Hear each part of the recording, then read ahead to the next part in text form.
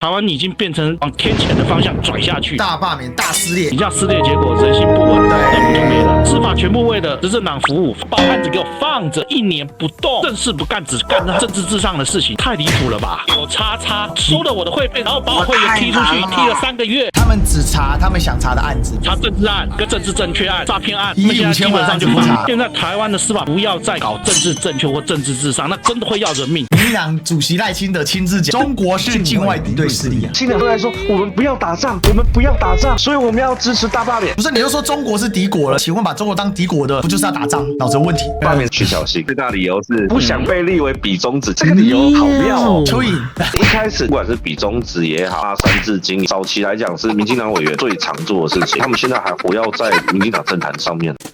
Ladies and gentlemen, welcome the host. 先是台积电外移的这件事情来说，青鸟他说台积电共有10位股东，5位是美国人，4位是台湾人，1位忘了是哪里人。6位股东中，台积电的股东构成状况之下，它的股东表最大股就是我们政府机构。这个东西在青鸟他们在说在罢免理由上面，我们跟他讲说赖清德卖台，民进党在卖台，为什么你们不相信？他们说台积电它是美国的企业，不对，台积电的构成，台积电是蒋经国创立的，政府持股46%呢，然后他们就台积电最大股东就是我们台湾政府，也全都是台湾人。你说美国人占股最大20%，那个叫做花旗控股，控股它底下是一堆0.000多%的散户之后组成的一个构造，花旗是没有办法代替所有散股去跟台积电要求任何东西，是没办法的。他必须要收集那些所有散股的同意，才可以去做这件事情。为什么要罢免？不过警察不是已经有去问每一个单位，目前预算来讲就是比去年高，去年高的这个状况之下，然后再来就是我就会问了青鸟一个问题：你们在罢免这些东西的时候，第一个问题我想问一下，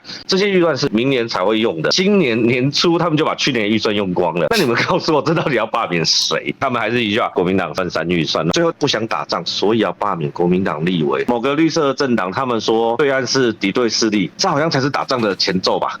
就我们总统啊，民进党主席赖清德亲自讲的，中国是境外敌对势力啊。很没有，青年他们都在说，我们不要打仗，我们不要打仗，所以我们要支持大罢免。不是，你就说中国是敌国了？请问把中国当敌国的，不就是要打仗？脑子有问题。对，所以我就问号，一堆问号，他们就是一种非常神奇的概念。226游行其实他们去找到越南人，哎呀，好，我们看一下这个媒体到底是谁呢？好妙啊，好奇怪呀，你无法去理解的。这一个其实你看这个画面，它并不是在正中心，它这是在边缘的地方。那采访团其实在边缘的，而且基本上你采访人员知道他们是486，基础上如果是在网络上有点概念的人都会拒绝采访。你一个486采出来新闻，3立啊，各媒体就在嘣全部报。我就一个非常逻辑的一个状况之下，8万多人里面，你要去掏出这5、6个人，你要转几圈？你要知道一群人他确定不是台湾人，跟台湾没有关系的，你必须要这边盯很久吧？对，你要盯哨盯很久，所以这就是一个很死亡逻辑的东西。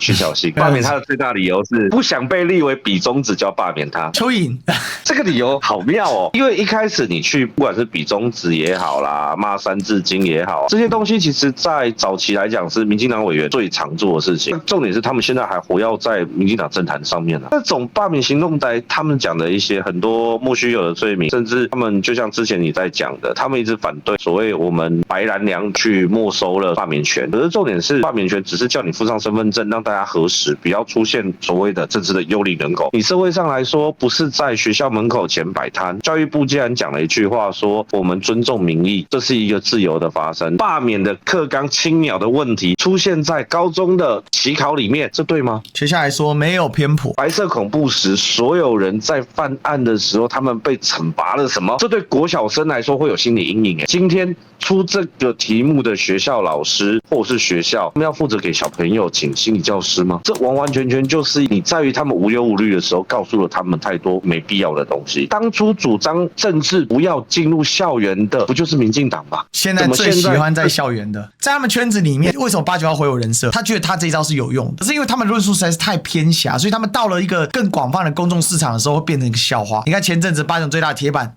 就是袁世凯国父论嘛，为了要证明袁世凯是好的，他甚至去捧段祺瑞，连段祺瑞三兆共和这么神奇的垃圾脑洞都可以拿出来用。其实青鸟就是这样，他们只看他们相信的，你讲再多也没有用。所以我是觉得，为什么我上次做韩国瑜的那个426讲话分析的时候，我讲了一个很重要的重点，清德鸟跟和平鸽就是拆开的，清德鸟就是要战争，你不要理他们，不用跟他们再对话了，太浪费时间，就找寻自己的同伴就对了。最近的东西你篡改不了太多，可是你如果是要讲是说清代以前，清代还不行哦，明代，然后甚至更久远，甚至大陆现在有个论述，商纣其实是好人，反而是姬昌他们家是坏，还是真正的所谓的救世，因为他讨伐纣王的原因就是第一不用人，第二不用亲人，就是违反礼法，所以违反礼法就是商纣王，我们有看到他就是他们有历史正文里面，商纣王取消了所谓的人祭，然后用所谓的平民，不用所谓的贵族，剥夺了贵族权利，比较久远的才有可能去挖一些深层的证据，可是你要以最近的东西都摆在那边，你怎么会去想要反论一些很奇怪的？因为近代史的东西是多让你根本看不完，但是它有个公论在，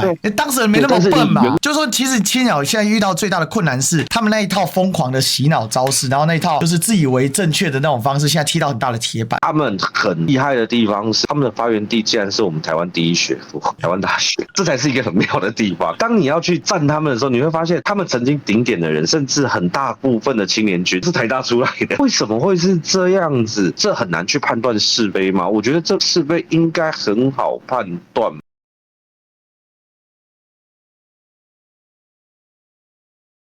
在新竹大罢免很好玩的一件事情，就是新竹地检署之前曾经有个案子跟某一个 YouTuber 冲突，这2天他寄了一个补充证据要求函，因为案子已经拖了1年，寄那个函的意思就是说，我后来看看不对头，我打电话去问书记官，书记官居然跟我讲说这个案子已经准备撤案，这不对啊，你连开庭都没有开庭。我后来再打电话去问，问完之后，他把案子给我放着，然后放着1年不动，其他被告查不出来，只查到一个 YouTuber 而已，有叉叉收了我的会费，然后把我会员踢出去，踢了3个月。他们只查他们想查的案子，查政治案，跟他们就是所谓的政治正确案、诈骗案， 1亿5千万案子不查。那团伙已经抓出来，而且一个一个都有判刑，但是我们这些受害者居然没通知到庭呢。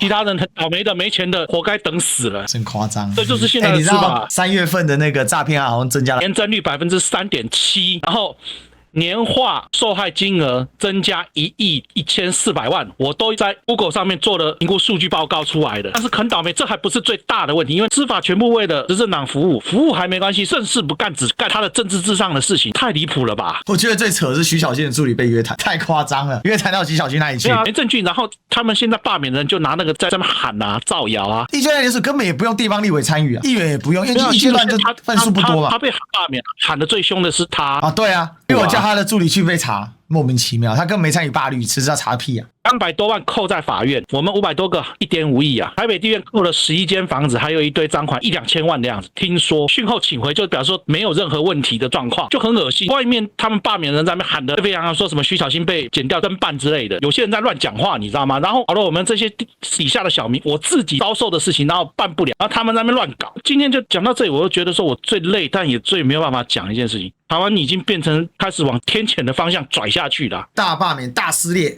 大撕裂之外，运气不好，你这样撕裂结果人心不稳，对，政府就没了。结论就是现在台湾的司法不要再搞政治正确或政治至上，那真的会要人命。就这样，我们这些升斗小民要的不多啊，拜托正事做一做。我是保护中华民国，不是台独，正常，谁要为你台独去死啊？这就像是说哦，2班要打架，剑拔弩张，然后你们家的班长说：“王小明啊，为什么不跟我们去打隔壁班啊？”小明说：“不是啊，班长。”你跟隔壁班的私人恩怨，干我们班什么事情？你是不是不会我们班啊？各位，王小明，我们班叛徒啊！什么我跟隔壁班打架，我就全班啊，我代表全班，正极全班啊，知道吗？你为什么不跟我们去打架啊？有这种事吗？你想死，别人不想死啊？谁要跟你跟进？他自己要去死。班长说：“好，王小明不去就算了，干，等一下回来老子对付他。小虎、小鸟，我们去干死隔壁班。”就是说，班长，我绝对支持你，但是。我会闪尿啦！小姑跟小鸟他们比较厉害啊。小姑说：“班长，我绝对支持你，我绝对支持你干死隔壁班。可是我心脏有痛，我心脏好痛，姑姑好痛哦。小鸟可以。小鸟说：没有，我的脉搏有问题，嘟嘟嘟嘟嘟嘟嘟嘟嘟嘟嘟，我还会手抖，这样好了，班长你自己去。”